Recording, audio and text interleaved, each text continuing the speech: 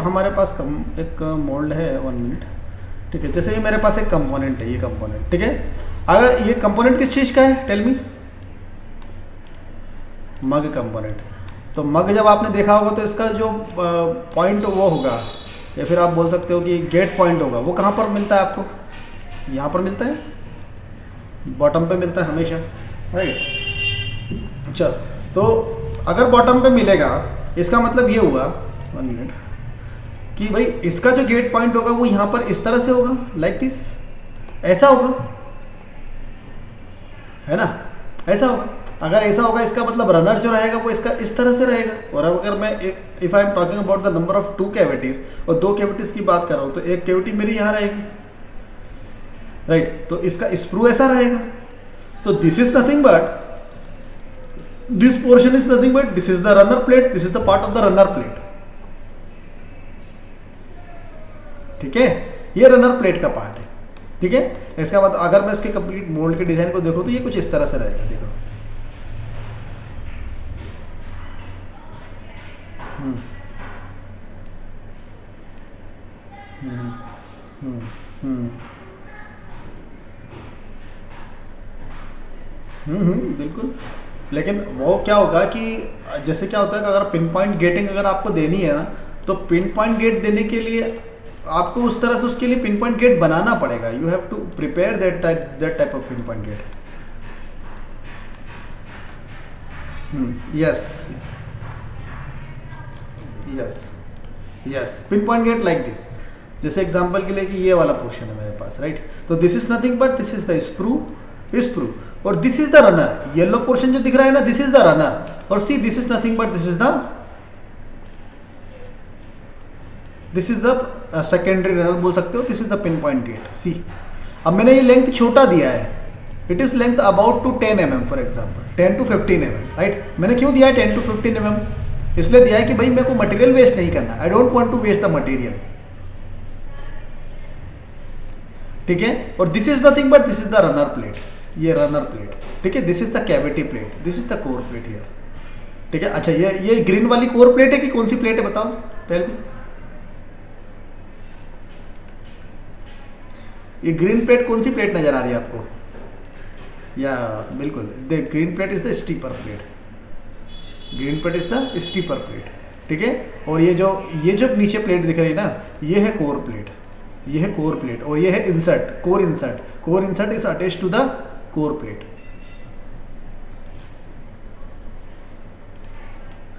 Clear है? Simple, मतलब ये सिर्फ मैंने आपको इसलिए रेफरेंस के लिए बता रहा हूं कि ये 3 प्लेट मोल्ड का एक कंसेप्ट है। हाँ, हम्म हम्म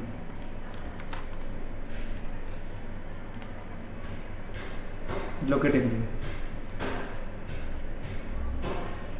लोकेटिंग रिंग का डायमीटर के बारे में पूछ रहे हो? हाँ हाँ, कैसे अटैच करेंगे? By the bolting process.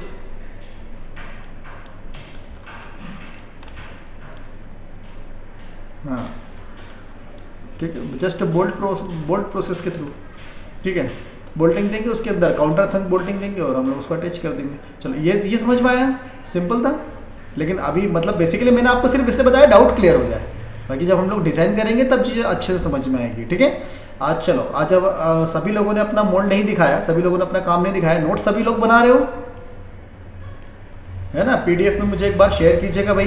ठीक है, आज हम लोग कूलिंग लेक्चर के बारे में देखेंगे, अबाउट द कूलिंग, कि भाई कूलिंग कैसे काम करती है, थोड़ा सा उसके बारे में थोड़ा समझते हैं, ताकि आपको कुछ कुछ चीजें समझ में आए, राइट, कूलिंग के बारे में। ठीक है, तो हमारा डाउट सेशन था वैसे तो आज, लेकिन मैं सोच रहा हूँ एक लेक्चर ले लेता हूँ। क्लियर? ओके, माइक ऑफ कीजिएगा प्लीज।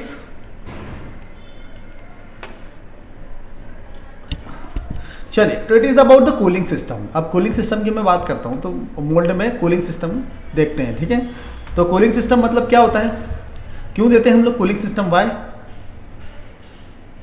मेल्टेड प्लास्टिक मटेरियल होता है, बिल्कुल, पार्ट को कूल करने के लिए मेल्टेड प्लास्टिक मटेरियल होता है, उसको हमको कूल करना है, ठंडा करना है। ठंडा क्यों करते हैं हम लोग? ताकि हम लोग उसको इजेक्ट कर सके, उस कंपोनेंट को हम लोग इजेक्ट कर सके, राइट। सॉलिड स्टेट में लाना पड़ेगा हमको। अब जैसे मेरे पास ये मोल्ड है, ठीक है, तो इसके अंदर कोई भी प्लास्टिक मटेरियल को अगर मैंने इंजेक्ट किया है into the cavity, into the impression, right, तो बेसिकली इसके अंदर जो प्लास्टिक मटेरियल रहेगा वो मोल्टेन प्लास्टिक मटेरियल रहेगा, है ना, उसका कुछ ना कुछ टेम्परेचर रहेगा। मैं उसको किस में कन्वर्ट करूंगा? सॉलिड प्लास्टिक में, सॉलिड प्लास्टिक में मैं उसको कन्वर्ट करूंगा, राइट, ठीक है। अब देखो सबसे ज्यादा इंपॉर्टेंट चीज क्या है यहाँ पर, मोल्ड कूलिंग सिस्टम है ना, पार्ट की क्वालिटी के लिए बहुत ज्यादा इंपॉर्टेंट रोल प्ले करता है।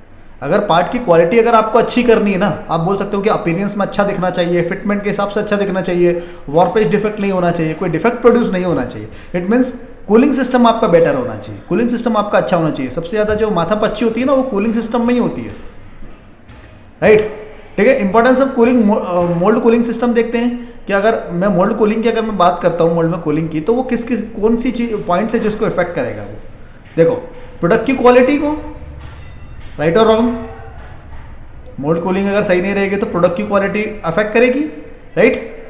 Cycle time, what is the cycle time? Total moulding cycle time, जिससे आपका फाइनल प्रोडक्ट आपके पास आता है जितने टाइम में, फॉर एग्जांपल 1 मिनट में आया तो 1 मिनट में से 40 सेकंड जो रहेंगे वो कूलिंग के रहेंगे, बाकी जो रहेगा वो क्या रहेगा? फील रहेगा, पैक एंड होल्ड रहेगा, इजेक्शन रहेगा, राइट, ठीक है। तो साइकिल टाइम, अब साइकिल टाइम अगर इफेक्ट करेगा, साइकिल टाइम भी अगर इफेक्ट होगा तो प्रोडक्शन एफिशिएंसी को भी घटाएगा, वो इनके डिक्रीज करेगा production efficiency. For increase the production efficiency आपको क्या करना पड़ेगा? मोल्ड की कूलिंग को अच्छा करना पड़ेगा, बेटर करना पड़ेगा, राइट। तो मोल्ड को जो मोल्ड कूलिंग होती है वो अफेक्ट करती है overall complete cost of the final product, ठीक है। मतलब अगर आपको एवरेज या फॉर एग्जांपल आपको प्रोडक्ट की कॉस्ट निकालना थी 10 रुपीज, तो भाई अगर मोल्ड की कूलिंग अगर सही नहीं है तो 10 रुपीज ना करके वो आपके 12 रुपीज निकलेगी, 11 रुपीज निकलेगी, राइट, मतलब लॉस में जाएंगे। हीट कहां से जनरेट होती है? ठीक है, जनरली शेयरिंग, फ्रिक्शन, है ना। और अगर मैं मेजर कॉस्ट बताऊं तो melting temperature of the plastic material, heat generation होता है। अगर मान के चलो हीट जनरेशन अगर ज्यादा होगा, और एक्सेस हीट जनरेशन के कारण क्या होता है, जो हमारा फाइनल प्रोडक्ट होता है ना उसके अंदर डिफेक्ट प्रोड्यूस होते हैं। क्या होते हैं? Defect produce. डिफेक्ट मतलब क्या? हीटिंग होगा मोल्ड का, तो मोल्ड का टेम्परेचर हो सकता है ज्यादा, प्लास्टिक का टेम्परेचर ज्यादा हो सकता है। जैसे एग्जांपल के लिए अगर मैं पूछूं कि भाई आप मुझे बताओ कि पीपी का मेल्टिंग टेम्परेचर कितना है, tell me what is the PP? 180? No, it will be in range 160 to 180 degree Celsius के आसपास। और अगर मैं पूछूं अगर PA which is the polyamide, what is the melting temperature for the polyamide?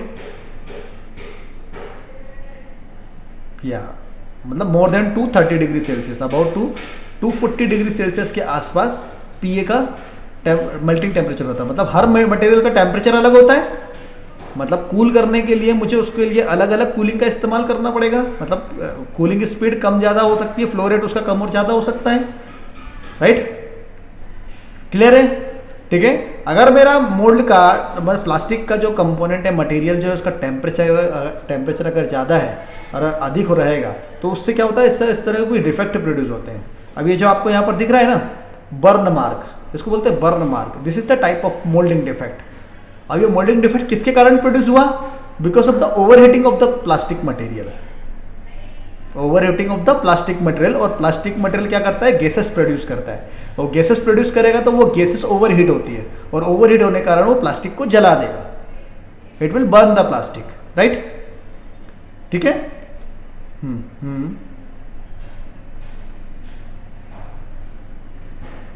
बिल्कुल वहां पर नहीं होगा, अपोजिट साइड पे ही मिलेगा आपको। हाँ बिल्कुल सही, वेरी गुड, ठीक है। अब कूलिंग मेथड की बात करते हैं। देखो कूलिंग मेथड हमारे पास कितनी तरह की होती है, ये इसके बारे में नॉलेज होना चाहिए। हम लोग जरूरी मोल्ड डिजाइन कर रहे हैं, अच्छी बात है, लेकिन we should have knowledge about the cooling method और एवरीथिंग अबाउट द थ्योरी, है ना, पता होना चाहिए। Water cooling, generally water cooling का इस्तेमाल करते हैं हम लोग, और सबसे ज्यादा कॉमन मेथड यही है, वाटर कूलिंग का इस्तेमाल करेंगे, ठीक है। मतलब किसी भी तरह का चैनल और सर्किट्स क्रिएट करने के बाद हमको वाटर को फ्लो करवाते हैं उसके अंदर, ठीक है। अब वाटर को फ्लो करवाने का कारण क्या है कि ये ना पार्ट को जल्दी ठंडा कर देता है, ठीक है, लेकिन इससे एक प्रॉब्लम आती है, ठीक है। लेकिन अभी इसके फायदे समझते हैं। ये लो कॉस्ट होता है, आसानी से अवेलेबल है, चिल्ड वाटर का इस्तेमाल किया जाता है अधिकतर, ठीक है। इसकी जो थर्मल ट्रांसफर प्रॉपर्टी होती है ना वो बहुत अच्छी होती है, ठीक है। लेकिन इसका एक नुकसान क्या है वाटर कूलिंग का, ये कोरोजन प्रोवाइड कराता है, जंग लग जाता है, इसके कारण हो सकता है। राइट और रॉन्ग? मटेरियल अगर अच्छा नहीं है तो, है ना, समय के साथ क्या हो जाएगा, कोरोजन हो सकता है। राइट, ठीक है। तो इस तरह से हम लोग क्या करते हैं, कूलिंग चैनल के थ्रू वाटर को फ्लो करवाते हैं। ठीक है। इसके बाद है एयर कूलिंग। अच्छा, एयर कूलिंग कहां इस्तेमाल होती है, कहां इस्तेमाल होती है एयर कूलिंग? मोल्ड डिजाइन, अगर मोल्ड की बात करूं तो मोल्ड में कहीं पर एयर कूलिंग का इस्तेमाल होता है क्या?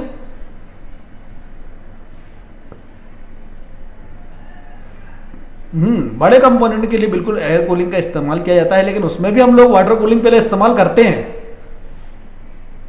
लेकिन जब कंपोनेंट निकल के बाहर आता है ना, तो वो क्या होता है, वो भी कुछ ना कुछ, हाँ बिल्कुल, तो जब कंपोनेंट बाहर निकलता है तो फिर भी वो कुछ ना कुछ टेम्परेचर पे ही रहता है।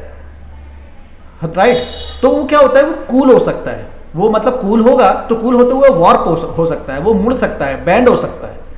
राइट, तो वहां पर हम लोग एयर कूलिंग का इस्तेमाल करते हैं। और एयर कूल का इस्तेमाल करते हैं हम लोग, क्यों करते हैं, ताकि भाई वो उसके लिए एक फिक्सर होता है। क्या होता है, फिक्सर। तो उस फिक्सर पे उसको रख देते हैं पर्टिकुलर डायमेंशन को कंट्रोल करने के लिए। उसके बाद फिर हम लोग उसको एयर कूलिंग प्रोवाइड कराते हैं बाय द फैन और समथिंग। ठीक है, दिस इज द, हाँ या ये आप समझ में नहीं आया ये चीज?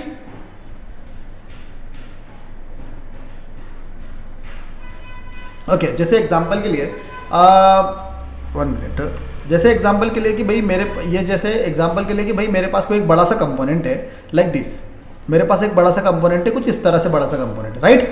ठीक है, मैं मोल्डिंग से बाहर निकल के आया, तो इसका टेम्परेचर कितना है, फॉर एग्जाम्पल इसका टेम्परेचर है 40 to 45 डिग्री सेल्सियस। राइट और रॉन्ग? 40 to 45 डिग्री सेल्सियस इसका टेम्परेचर है। अभी अगर मान के चलो इन्वायरमेंट का टेम्परेचर जो है ना वो है 30 डिग्री सेल्सियस, इसका मतलब वो 15 डिग्री और डाउन होगा। अभी 15 degree, 15 degree it will be down.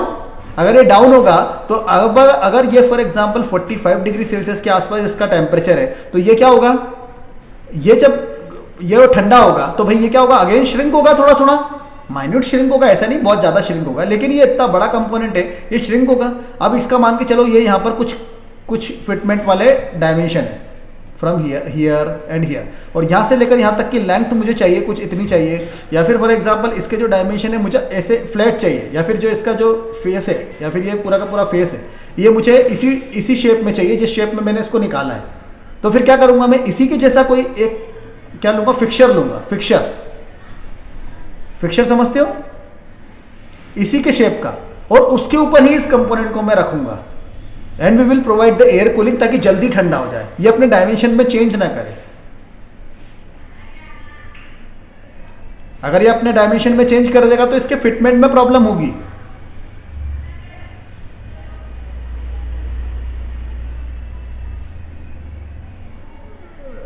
हाँ, या मतलब ये पर्टिकुलर हर कंपोनेंट के लिए नहीं इस्तेमाल होता, कुछ कंपोनेंट के लिए हम लोग इस्तेमाल करते हैं। या यस राइट, चलो क्लियर हुआ। ठीक है, तो एयर कूलिंग, ठीक है।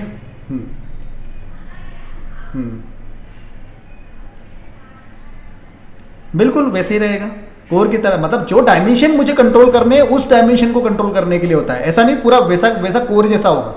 जिस डायमेंशन को मुझे कंट्रोल करना है वो उसके लिए, राइट। चलिए, इतना क्लियर हुआ, ठीक है।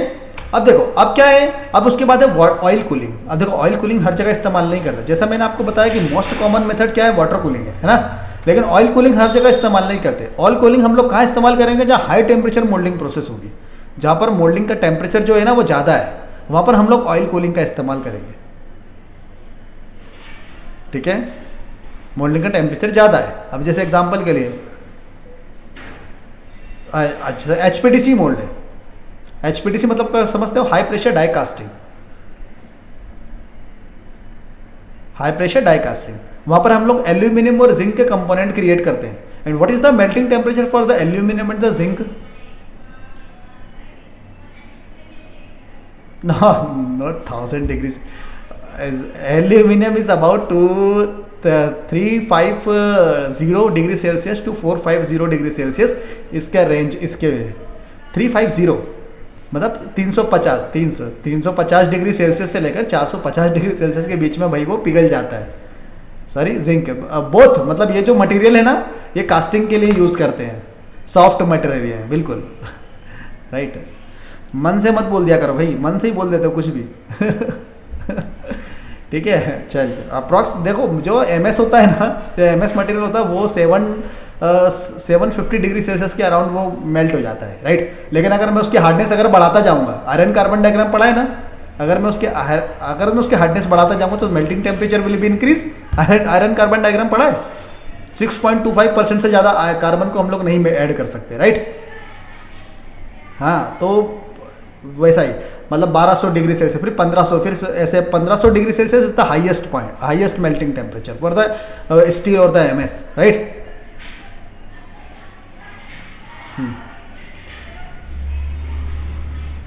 वो H13 और H11 मटेरियल से हम बात करेंगे उसके बारे में, डोंट वरी। ओके, चलो ठीक है। तो ऑयल का इस्तेमाल करते हैं हम लोग, लेकिन ऑयल का एक फायदा ये है कि इससे क्या है, हमारा जो हम लोग जो कोरोजन हो सकता है ना मेटल के अंदर, उसको अवॉइड कर सकते हैं हम लोग, है ना, वो प्रॉब्लम हटा सकते हैं हम लोग। ठीक है, एक चीज ये है, लेकिन महंगा पड़ेगा, प्रॉब्लम ये है, लेकिन हम लोग HPDC वगैरह में अधिकतर इसका इस्तेमाल करते हैं। ठीक है, मतलब वाटर कूलिंग का भी इस्तेमाल करते हैं, ऐसा नहीं है, लेकिन ये क्या है, ये हाई टेम्परेचर मोल्डिंग प्रोसेस के लिए इस्तेमाल किया जाता है। ठीक है, अब मोल्डिंग सिर्फ एक तरह की नहीं होती, अभी हम लोग जैसे प्लास्टिक मोल्ड के ऊपर फोकस कर रहे हैं ना, तो कभी आपने सुना है कि एसएस के लिए भी मोल्डिंग की जाती है, एसएस मटेरियल के लिए की जाती है, बताए? हाँ, ये जो हमारे जो दांत वगैरह की जो चीजें होती है ना, जो दांत वगैरह की या फिर जो मेडिकल इक्विपमेंट्स वगैरह होते हैं, जो इससे दांत इम्प्लांट वगैरह किए जाते हैं, वो भी कोई कंपोनेंट होते हैं, वो मोल्डिंग से बने होते हैं, और एसएस की मोल्डिंग की जाती है उसकी। हाँ बिल्कुल, दांत मतलब टीथ, टूथ, डेंटल वाली चीज, राइट। क्लियर है? चलो देखो, कूलिंग चैनल डिजाइन, अब कूलिंग चैनल डिजाइन के बारे में बात करते हैं तो फैक्ट,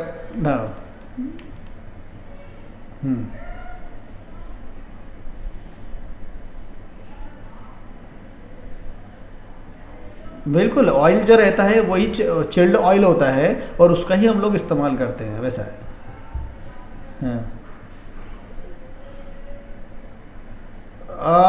मतलब बोल सकते हो, बेटर नहीं है, लेकिन बोल सकते हो कि हाई टेम्परेचर मोल्डिंग के लिए उसका इस्तेमाल करेंगे। अब वाटर का जैसे अगर जब टेम्परेचर बहुत ज्यादा होगा, हाँ, तो वो फिर वाटर नहीं रहेगा, फिर वो गैसेस बन जाएगा, दैट्स व्हाई। यूनिफॉर्म कूलिंग नहीं, किसी जैसे जो छोटे मोल्ड होते हैं ना, जो प्लास्टिक से हम लोग डील कर रहे हैं, तो उसका टेम्परेचर ज़्यादा नहीं पहुंचता, तो वहां पर हम लोग वाटर का इस्तेमाल करते हैं, और वाटर का जो फ्लोइंग वाला जो मतलब फ्लो रेट बोल सकते हो, वो हम लोग एडजस्ट करते हैं कि भैया वो दिक्कत ना आए। ठीक है, मतलब वो हीट ट्रांसफर करता रहे, राइट, क्योंकि हम लोग उसको सर्कुलेट करते हैं वाटर को ऐसा नहीं कि एक जगह से गया फिर दूसरी जगह से वापस आया, वो सर्कुलेट होता रहता है, ठंडा होगा फिर से अंदर जाएगा, फिर गर्म होगा फिर ठंडा होगा, है ना। थोड़ा समझ में आ रहा है? देखो, कूलिंग चैनल डिजाइन के बारे में बताया, तो जब मैंने मोल्ड की लेंथ और विड्थ आपको बताई थी, लेंथ और विड्थ और हाइट कैसे डिसाइड करते हैं, तो हाइट किसके ऊपर डिपेंड करता है? कूलिंग चैनल के डायमीटर के ऊपर, राइट। ठीक है, अब यहां पर कूलिंग चैनल का डिजाइन जब हम लोग करते हैं ना, तो कूलिंग चैनल को डिजाइन करने के लिए कोई दो चीजें हैं, देखो, जो इफेक्ट करते हैं, मतलब कूलिंग को इफेक्ट करेगी। एक तो कंपोनेंट का वॉल थिकनेस, ठीक है, और कूलिंग लाइन लेआउट। अब कंपोनेंट का वॉल थिकनेस मतलब अगर मैंने बोला एक मेरे पास कंपोनेंट है और इसका वॉल थिकनेस है, तो इसका वॉल थिकनेस जितना ज्यादा वॉल थिकनेस कम होगा, है ना, उतना मुझे कम टाइम लगेगा, राइट और रॉन्ग? वॉल थिकनेस जितना ज्यादा होगा, अधिक होगा, उतना ज्यादा टाइम लगेगा मुझे, राइट। अब कूलिंग लेआउट किसके ऊपर डिपेंड करता है?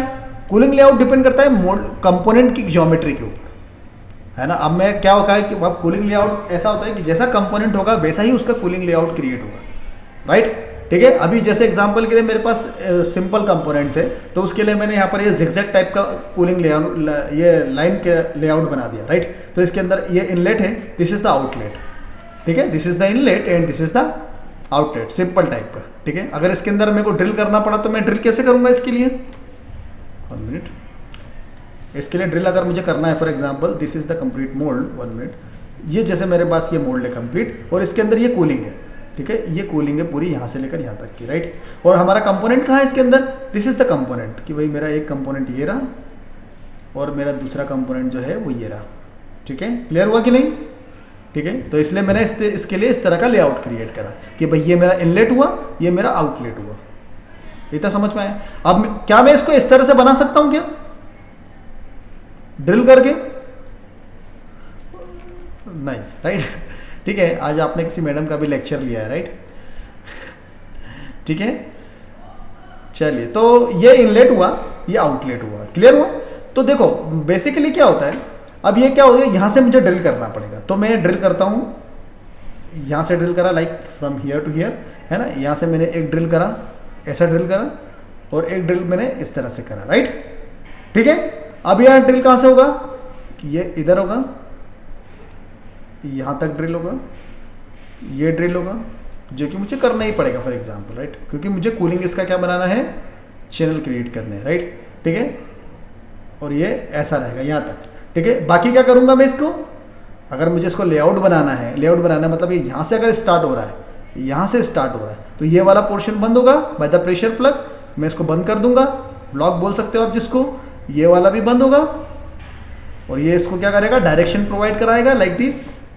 ठीक है, ये भी बंद रहेगा ऐसे, इस तरह से। ठीक है, तो इस तरह से क्रिएट कर, अब क्या लगता है, इसको बनाना भी आसान है क्या इतना, इसको भी बनाना कठिन है भाई। अगर मेरे को यहां से लेकर यहां तक का भाई ड्रिल करना है, अगर मैं बोलूंगा भाई यहां से मेरे को इसको ड्रिल करना है 250 mm के आसपास, 250, अगर 250 mm बनाना इतना आसान है क्या। रेडियल ड्रिल अगर मशीन में अगर मैं चलाऊंगा तो रेडियल ड्रिल में, हाँ, प्लग मतलब आप चलो मैं बोल देता हूं, मेटल का एक ऐसा सिलेंड्रिकल ब्लॉक लो और उसको आपने उसको अंदर ठोक दिया। ठीक है, तो क्या करेगा, हाँ मैं बताऊंगा आपको, डोंट वरी, कि इसको कैसे अंदर डालते हैं। प्रेशर प्लग बोल सकते हैं, या फिर इसको ब्लॉक बोल सकते हैं, जो मतलब स्टॉप ब्लॉक बोल सकते हो आप इसको अभी, राइट। ठीक है, ये मशीन को हमको लेआउट क्रिएट करना है, लेकिन मैं बताऊंगा कैसे काम करेगा ये, क्लियर है। ठीक है, क्योंकि अभी स्लाइड में अवेलेबल नहीं, दैट्स व्हाई। ठीक है, क्लियर हुआ। चलो, तो अभी ये ना, अब हाँ बताइए।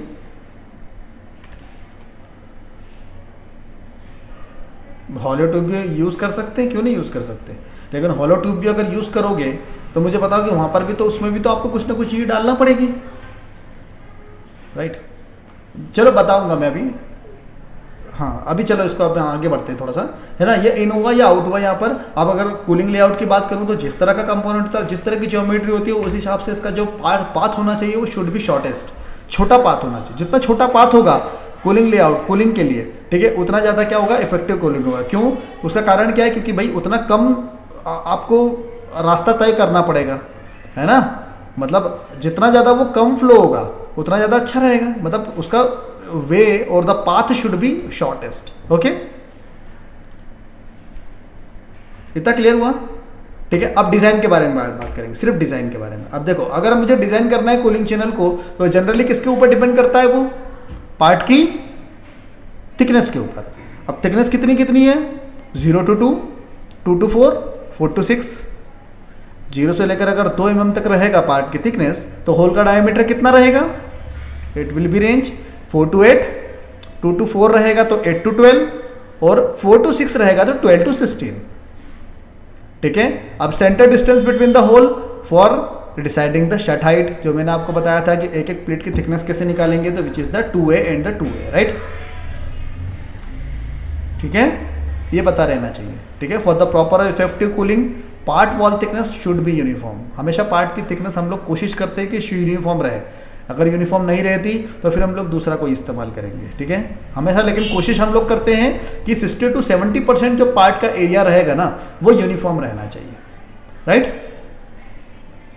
ठीक है, और लेंथ ऑफ द चैनल और द टाइप आप बोल सकते हो is depend upon the component geometry. कि किस तरह की हम लोग कितनी उसकी लेंथ ले रहे हैं और किस तरह की मोल्ड कूलिंग का इस्तेमाल कर रहे हैं, राइट। तो वो किसके ऊपर डिपेंड करेगा, पार्ट की ज्योमेट्री के ऊपर डिपेंड करेगा कि किस तरह का कंपोनेंट हमारे पास अवेलेबल है।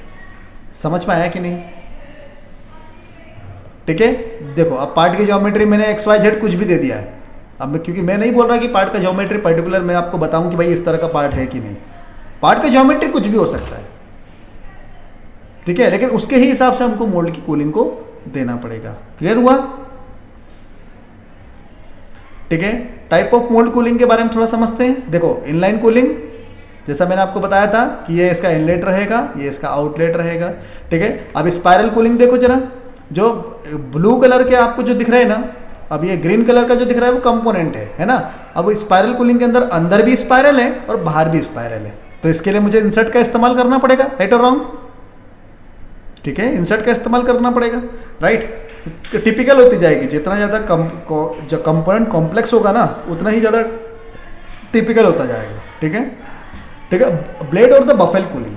अब देखो बफेल कूलिंग मतलब कैसे काम करेगी, देखो जरा, ये इसका हुआ इनलेट, ये उसका इनलेट हुआ और ये इसका आउटलेट हुआ, ठीक है। एरो का डायरेक्शन थोड़ा सा गलत है लेकिन समझो, इनलेट हुआ तो ये सेंटर से मूव करेगा, उसके बाद आसपास से निकलेगा मटेरियल और सॉरी कूलेंट, राइट,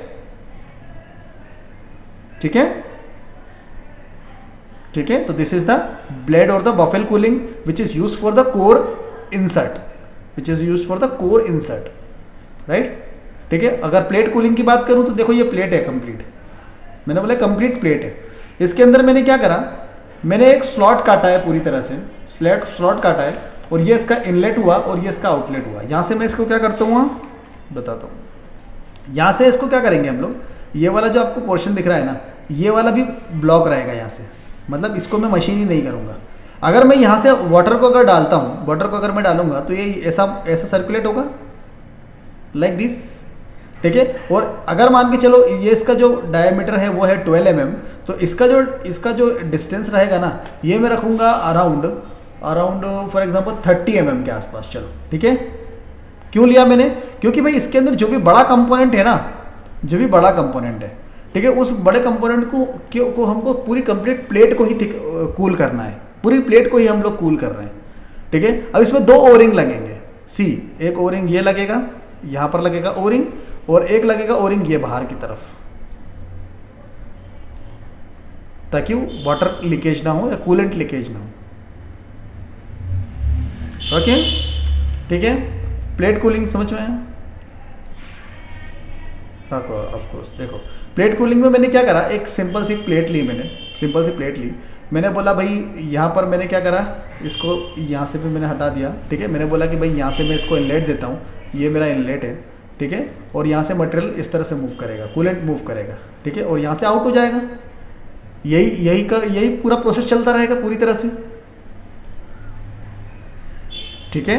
अरे देखो भाई ये इसको अगर मैं इसका सेक्शन व्यू काटता हूं ना, तो ये मुझे कैसा मिलेगा, ये मुझे कुछ इस तरह से दिखेगा, देखो ऐसा रहेगा।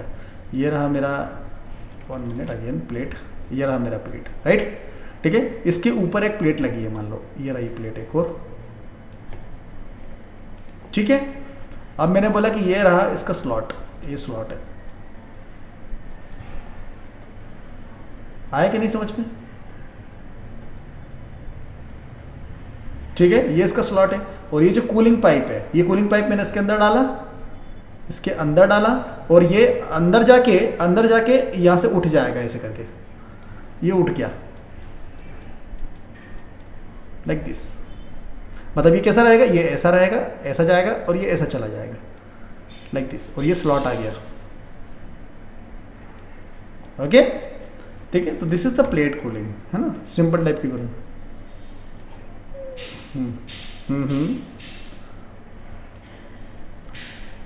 ब्लेड, ये वाला जो कूलिंग है ना बफेल कूलिंग है। ब्लेड कूलिंग जो होता है ना, वो ब्लेड कूलिंग क्या होता है कि भाई इस तरह से मैंने इंसर्ट बनाया, ऐसा इंसर्ट बनाया लाइक दिस, और इसके अंदर मैंने एक और पिन लगा दी, हाँ हाँ,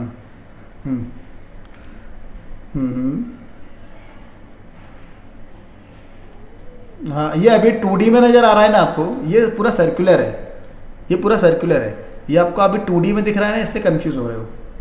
मतलब आपके मन में ये आ रहा है कि ये वाला तो इधर चला जाएगा, लेकिन ये कहाँ जाएगा राइट, वो 2D में ना, इस कारण से आप कंफ्यूज हो रहे हैं। क्यों? क्योंकि आपको ये वाला सेक्शन दिख रहा है ना, ये वाला सेक्शन मैं काट के दिखा रहा हूँ। अगर आप इसको पूरा पूरा देखोगे तो ये सेक्शन आपको दिखेगा नहीं। अगर इधर इधर पूरा 360 पे देखोगे तो नहीं दिखेगा, सिर्फ एक साइड ही है ना ये सेक्शन, तो बाकी तो सभी जगह सर्कुलेट हो रहा है वो।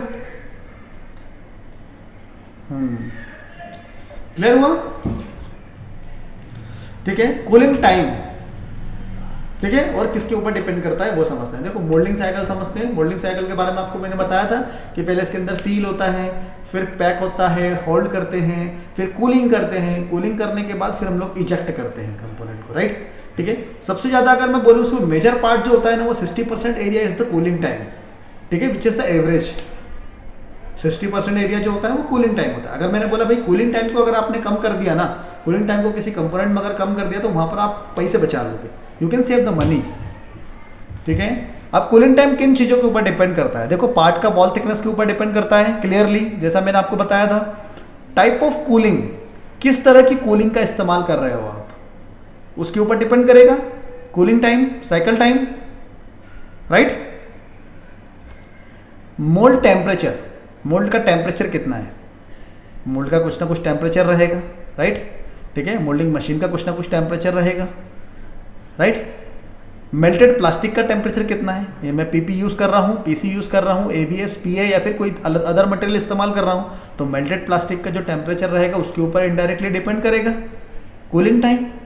ठीक है। और किसके ऊपर डिपेंड करेगा? पार्ट इजेक्शन टेम्परेचर, कि भाई पार्ट को मैं कितने टेम्परेचर पे इजेक्ट कर रहा हूं, पार्ट को मैं कितने टेम्परेचर पर इजेक्ट कर रहा हूं। तो बेसिकली क्या होता है, कभी कोई अगर आपसे पूछता है भाई सर कूलिंग टाइम कैलकुलेशन बताओ, कि कूलिंग टाइम कैलकुलेशन कैसे करेंगे, ऐसा नहीं कर सकते। लेकिन डायरेक्टली जो कूलिंग टाइम डिपेंड करता है ना, वो पार्ट की वॉल थिकनेस के ऊपर डिपेंड करता है। बाकी जो सब चीजें दिख रही ना आपको, ये सब चीजें, बाकी सब चीजें दिख रही है, ये क्या होता है कि ये आप वहां पर मशीन में चेंज कर सकते हो।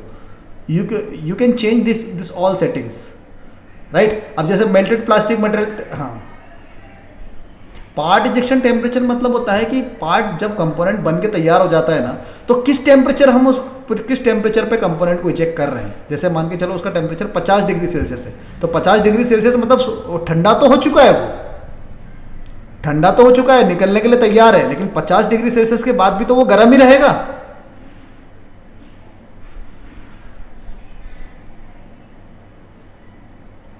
देखो जैसे एग्जांपल के लिए आयरन है, आयरन को अगर मैं 100 डिग्री सेल्सियस पे अगर मैं आपको गर्म करके अगर दे दूं, तो क्या वो मेल्टेड कंडीशन में रहेगा क्या 100 डिग्री सेल्सियस पे? नहीं रहेगा, रहेगा तो सॉलिड ही ना, बिल्कुल। हाँ, लेकिन पार्ट क्या होता है, किस टेम्परेचर पे उसको निकाल रहे हैं। देखो अगर मान के चलो मैंने उसको 60 डिग्री सेल्सियस पे निकाल दिया, तो 60 डिग्री सेल्सियस पे भी हमारा कंपोनेंट तो सूख जाएगा, हमारा कंपोनेंट ठंडा हो जाएगा। लेकिन अगर मैं उसको 60 डिग्री सेल्सियस पे निकालूंगा ना, तो इन्वायरमेंट पे आने के बाद क्या होगा, वो अपना शेप चेंज कर देगा। हम्म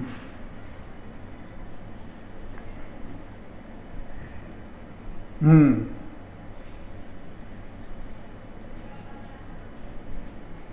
हम्म एनबीआर के लिए देखना पड़ेगा, डिपेंड करता है मटेरियल कौन सा है, एपीडीएम मटेरियल है या फिर एनबीआर मटेरियल है।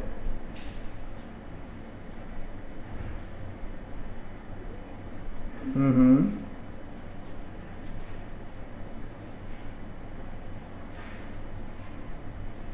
नहीं नहीं नहीं, डिपेंड करता है रबर का वॉल थिकनेस कितना है, कौन सा रबर ले रहे हो आप, वो उसके ऊपर डिपेंड करेगा। मतलब ऐसे हम लोग कभी नहीं बोल सकते कि पर्टिकुलर इस चीज के लिए इतना हो सकता है, ऐसा नहीं होगा। वो आप मैंने जैसे नंबर ऑफ फैक्टर्स आपको बताया कि पार्ट का वॉल, जैसे अगर अभी आपने मुझसे क्वेश्चन पूछा कि रबर के लिए कम, लेकिन रबर के लिए कुछ पैरामीटर्स भी तो बताना पड़ेंगे कि what is the wall thickness, type of cooling कौन सा इस्तेमाल कर रहे हो, वहां पर टेम्परेचर क्या रहेगा, वहां पर कौन सा रबर इस्तेमाल कर रहे हो। जैसे एनबीआर या फिर आप ईपीडीएम मटेरियल इस्तेमाल कर रहे हो जो गैसकेट के लिए यूज करते हैं, या फिर आप कोई नॉर्मल इस तरह का रबर ले रहे हो जो किसी जो बोलते पीयू बोल सकता है, पीयू मटेरियल रहता है वो जो बच्चों के खिलौने बनते हैं जिससे, राइट, है ना, तो वो रबर यूज कर रहे हो, तो वो चीज फैक्टर पता होने चाहिए। We should have knowledge about this, हमको फैक्टर पता रहेंगे तभी तो हम लोग बता सकते हैं कि उसका वो रहेगा। मतलब पूरा कूलिंग टाइम के बारे में बात करूं तो cooling time is not dependent only one factor, किसी एक चीज के ऊपर डिपेंड नहीं कर रही है ये चीज, राइट। हाँ, मटेरियल के ऊपर डिपेंड करेगा, लेकिन मैं बोल रहा हूं कि भाई सभी चीजों के ऊपर डिपेंड करता है। पार्ट का wall thickness, type of cooling किस तरह की यूज कर रहे हो, mould temperature, melted plastic temperature and the part ejection temperature. अगर पार्ट इजेक्शन टेम्परेचर में फिर एग्जांपल के लिए मैं बोल रहा हूं कि भाई मेरे को 60 डिग्री सेल्सियस पे इसको निकालना है, तो 60 डिग्री सेल्सियस पे निकालूंगा तो मेरा कूलिंग टाइम कम हो गया, और अगर मैं इसको 40 डिग्री सेल्सियस पे निकाल रहा हूं तो कूलिंग टाइम बढ़ गया, राइट और रॉन्ग, है ना। ठीक है, क्लियर हुआ। ठीक है, कूलिंग चैलेंज के बारे में बात करूं कि भाई कौन कौन से इसके अंदर डिफेक्ट प्रोड्यूस हो सकते हैं। कॉमन डिफेक्ट की बात करूं तो कॉमन डिफेक्ट जो होते हैं किसी भी कूलिंग के बाद किसी प्लास्टिक कंपोनेंट के अंदर, वो होते हैं वॉर्पेज और द हॉट स्पॉट। ठीक है, वॉर्पेज मतलब क्या हुआ, आपको बताया था मैंने अभी, what is the meaning of warpage. हाँ, मतलब वो मुड़ जाता है, थोड़ा सा बैंड हो जाता है कहीं से, है ना। अब बैंड कैसे हो जाता है, जहां पर अगर अनइवन कूलिंग होगी ना, हमने कूलिंग सही नहीं दी, ठीक है, तो अनइवन कूलिंग के कारण क्या हो जाएगा, ये मुड़ जाएगा। मतलब कहीं पर कूलिंग ज्यादा दी है, कहीं पर कूलिंग कम दी है, तो जो हॉट साइड रहेगा, हॉट साइड तरफ पे वो मुड़ जाएगा। ठीक है, और हॉट स्पॉट क्या होता है, hot spot is nothing but it is the burn mark. अगर मेरे पास कंपोनेंट बिल्कुल सही भर सकता था, लेकिन मैंने वहां पर क्या हुआ कि because of the higher temperature, और फॉर एग्जाम्पल ज्यादा टेम्परेचर हो गया, एक्सेस टेम्परेचर हो गया, तो इस तरह से मेरे पास क्या आ गया, एक ब्लैक स्पॉट आ गया, ब्लैक स्पॉट आ गया। ठीक है, ब्लैक स्पॉट भी बोलते हैं, हॉट स्पॉट। हाँ, burn mark, hot spot, black spot, बहुत सारी चीजें बोलते हैं। ठीक है, तो ये ब्लैक स्पॉट है। ठीक है, ब्लैक स्पॉट, हॉट स्पॉट बोल सकते हो, बर्न मार्क बोल लो, भाई एक ही जैसे नाम है, वो कुछ नहीं है, बस अलग अलग बोला जाता है। ठीक है, अब ये हॉट स्पॉट है यहाँ पर। ठीक है, ठीक है, तो ये कैसे जनरेट होता है, अब देखो इसके क्या कुछ सॉल्यूशंस है, मतलब आप डिफेक्ट भी समझो, और सॉल्यूशंस क्या है कि वॉर्पेज ना आए, वॉर्पेज को अवॉइड करना है आपको, तो उसके लिए यूनिफॉर्म वॉल थिकनेस रखना पड़ेगी। अगर अच्छा मान के चलो, अगर यूनिफॉर्म वॉल थिकनेस अगर नहीं रख पा रहे हो, तो फिर हम लोग क्या करेंगे, उसका अल्टरनेट क्या है, रिब एंड गसेट्स, या we have to provide rib और gussets during the design of the component, है ना। ठीक है, और इवन कूलिंग, जब भी हम लोग कूलिंग की बात करते हैं तो हम लोग इवन कूलिंग रखते हैं कोर और कैविटी में। ठीक है, कोशिश करते हैं ताकि वॉर्पेज अवॉइड हो सके। ठीक है, हॉट स्पॉट जनरेट ना हो, तो जनरेट क्यों होता है, over heating of the trapped air in component, right, over heating of the trapped air in the component, तो हमको एयर वेंट का इस्तेमाल करना पड़ता है। ठीक है, अगर एयर वेंट का इस्तेमाल करेंगे तो जो एयर होगी वो एस्केप हो जाएगी, निकल जाएगी, जिसके कारण से कंपोनेंट जलेगा नहीं, कंपोनेंट जलेगा नहीं। और या फिर increase cooling rate, cooling rate को थोड़ा सा इंक्रीज करना चाहिए। कूलिंग रेट को अगर थोड़ा सा इंक्रीज करेंगे, उसके फ्लो को अगर थोड़ा बढ़ा देंगे, राइट, तो जिसके कारण से हमारा कंपोनेंट जल्दी सूख जाएगा, और जो हमारी जो हॉट एयर रहेगा ना, वो हॉट एयर हॉट नहीं रहेगा, वो थोड़ा सा ठंडा हो जाएगा, कोल्ड हो जाएगा। ठीक है, ठीक है, जिसके कारण से डिफेक्ट नहीं आएगा। अब एडवांस है मोल्ड कूलिंग, अब मोल्ड कूलिंग के अंदर थोड़ा सा अगर एडवांसमेंट देखना है आपको, ठीक है, अगर आप इतनी सारी मोल्ड कूलिंग अगर समझ सकते हो कि ये डिजाइन कर दोगे अगर आप, तो इसके बाद अगर आपको और थोड़ा सा एडवांस समझना है तो वो है कॉन्फॉर्मल कूलिंग। कॉन्फॉर्मल कूलिंग, अब कॉन्फॉर्मल कूलिंग देखो कैसी है, सबसे ज्यादा इफेक्टिव कूलिंग बोलते हैं इसको। लेकिन अगर इस कूलिंग को जब आप देखोगे ना, तो आप यही पूछोगे सर इसको बनाएं कैसे, दिमाग में यही चीज आएगी कि बनाएं कैसे इसको, राइट, सबसे पहले यही चीज आती है। देखो, तो इसको बनाने का है ना तरीका सिर्फ है ना, वो है additive manufacturing method, additive manufacturing method. ठीक है, 3D प्रिंटिंग, हम लोग इसकी कोर और कैविटी इंसर्ट जो क्रिएट करते हैं ना, वो 3D प्रिंटिंग का इस्तेमाल करते हैं। फ्यूज डिपोजिशन मेथड, एफडीएम पढ़ा है कभी, एफडीएम फ्यूज, हाँ बिल्कुल, मेटल में भी 3D प्रिंटिंग क्यों नहीं करते भाई, सिर्फ प्लास्टिक में थोड़ी ना होता। हाँ, अरे डिपेंड करता है मटेरियल कौन सा इस्तेमाल कर रहे हैं। अब वो फिर जैसे फॉर एग्जांपल अगर मान के चलो प्लास्टिक के लिए, जैसे मैं बोलता हूँ कि 3D प्रिंटर खरीदते हैं हम लोग, तो 15 से 20 हज़ार रुपए के आसपास भी प्लास्टिक वो आ जाता है 3D प्रिंटर। लेकिन अगर मैं वहीं पर 1.5 लाख रुपए का अगर 3D प्रिंटर लेता हूँ, तो उसकी एक्यूरेसी और उसकी एक्यूरेसी में अंतर है बहुत, जमीन और आसमान का, है ना। तो बिल्कुल वैसा ही है, तो बेसिकली कॉस्ट हाई हो जाती है। अब इस तरह की कूलिंग को आपको क्या लगता है कि इस तरह की अगर आपको चैनल डिजाइन करना है तो इस तरह के अब ये क्या होता है कि इस तरह की कूलिंग डिजाइन कर रहे हैं ना, तो इसका मतलब इससे बनने वाला कंपोनेंट भी बहुत प्रिसाइज है, मतलब बहुत इंपॉर्टेंट है किसी चीज के लिए, तो उसका एप्लीकेशन बहुत ज्यादा इंपॉर्टेंट है। दैट्स वाई हम लोग इस तरह की कूलिंग का इस्तेमाल करके बना रहे हैं उसको, राइट। अब इसके कुछ एडवांटेज है, कुछ डिसएडवांटेज है, ठीक है। देखो रैपिड कूलिंग, ठीक है, रैपिड कूलिंग होता है, पार्ट की क्वालिटी बहुत बेस्ट निकलती है, अच्छी निकलती है, और एक्यूरेसी बहुत हाई है, एक्यूरेसी बहुत हाई है, ठीक है। डिसएडवांटेज क्या है इसकी? Disadvantage high cost, manufacturing difficulties and use additive manufacturing method. We have to use additive manufacturing method और द 3D प्रिंटिंग, राइट, ठीक है।